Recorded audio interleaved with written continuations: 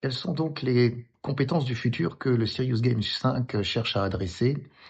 Eh bien, tout d'abord, prenons conscience que nous sommes vraiment dans un monde de plus en plus complexe, de plus en plus ambigu, de plus en plus volatile, incertain, presque fragile. Et de plus en plus, nous avons besoin d'équipes pour pouvoir adresser la complexité de ces situations. C'est presque des approches systémiques même des fois qui sont nécessaires. En tout état de cause, de trouver des ressorts collectifs pour faire face à ce futur décidément pas facile. Alors, le jeu 5 nous aide à travailler d'abord une double agilité, et ça, c'est vraiment un mot extrêmement important. Une agilité digitale, puisque à la fois c'est un jeu virtuel, donc il y a aussi cette nécessité d'être à l'aise.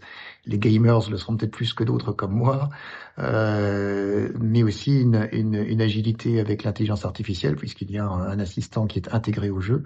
Donc comment j'utilise l'intelligence artificielle comme un sixième joueur en plus des 5 officiels, comment je pose des questions, comment, à quel moment je l'utilise, comment je déjoue aussi les biais possibles de l'intelligence artificielle. Donc il y a déjà une première agilité presque technique, on pourrait dire.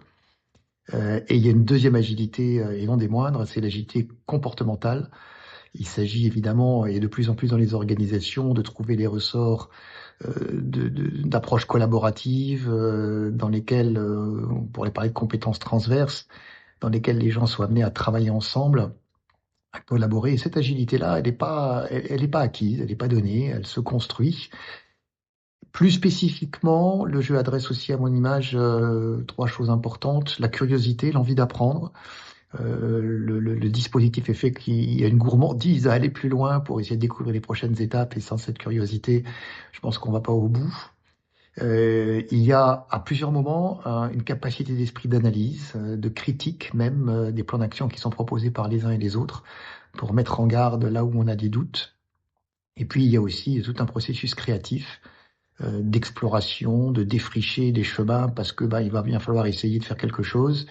Et en essayant, on va travailler encore une autre compétence qui va être cette capacité de résilience, cette capacité à débriefer des situations, se remettre en selle et repartir.